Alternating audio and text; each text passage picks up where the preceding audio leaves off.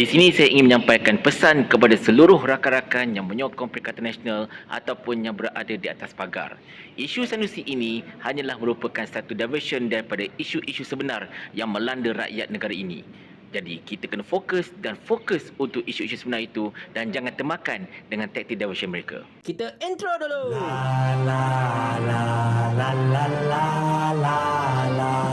Assalamualaikum warahmatullahi. Bersiaran dari Bumi Cyberjaya saya pada hari ini.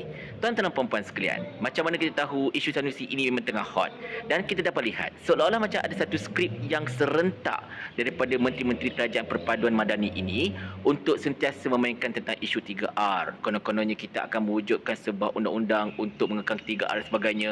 Seolah-olah macam satu-satunya isu dekat negara ini ialah berkenaan dengan 3R. Dan seperti mana yang telah dimaklumkan oleh Raja Petra baru-baru ini, berkemungkinan besar Sanusi akan dicaj untuk dakwaan yang ketiga, iaitu berkemungkinannya berkenaan dengan kecurian REE, kecurian satu bahan dekat hartanah dan sebagainya lah, benda-benda macam itu. Tetapi berdasarkan kepada Raja Petra, kertas pendakwaan itu pun tidak lengkap lagi, tak terisi apa pun lagi masalahnya. Dan siasatan pun tak settle apa, AG pun tak ada nak check apa lagi semua, tapi tengok-tengok mereka nak charge juga. Tak apalah, itu saya tak nak masuk campur. Yang itu kalau kita cakap lebih-lebih, takut nanti radioka datang dekat depan rumah. Nah, ini kes bang. Tapi itulah tuan-tuan sekalian. Sebenarnya, keyakinan saya, isu Sanusi ini bakal digunakan semahu-mahunya untuk mengalihkan perhatian kita daripada isu yang sebenar-benar melanda negara ini. Sebab apa tahu? Bila isu Sanusi ini tersebar dan terbongkar dan diviralkan ketika ini, ianya akan mengundang reaction daripada penyokong-penyokong Perikatan Nasional, oleh trupa-trupa, oleh pejuang-pejuang maya dan sebagainya lah. Jadi itu yang berkemungkinan besar diharapkan oleh kerajaan. Mereka memang nak kita sentiasa duel dengan isu ini supaya kita akan occupied dengan satu isu ini sahaja dan kita melupakan untuk mengulas tentang isu-isu yang lebih mencengkam masyarakat pada ketika ini.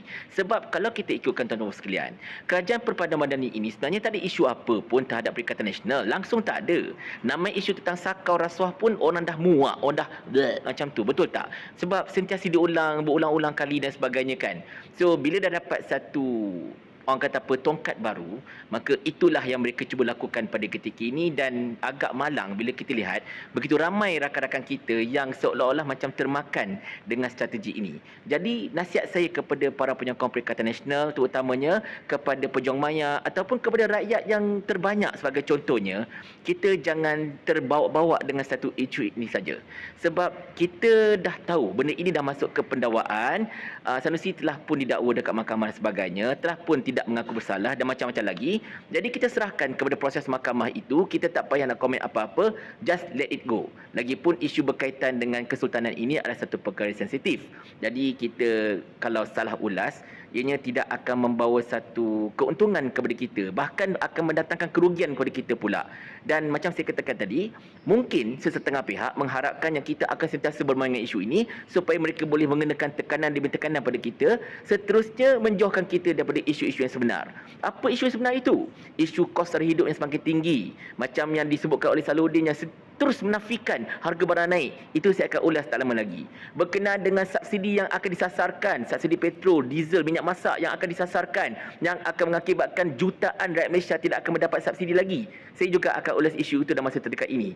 Isu berkenaan dengan nilai ringgit yang tidak stabil, isu berkenaan dengan wang kita, bursa kita yang semakin dijual equitinya oleh pelabur-pelabur luar, dan macam-macam lagi isu sebenarnya, isu IMF. Begitu banyak sekali benda yang kita sebenarnya boleh ulas. Itu tidak mengambil kira isu-isu tempatan lagi tahu. So benda ini sebenarnya yang perlu kita tekankan, yang perlu kita sebarkan kepada masyarakat, terutamanya menjelang PRN ini. Dan benda-benda inilah yang lebih dekat kepada rakyat, lebih dekat kepada marahan sebenarnya.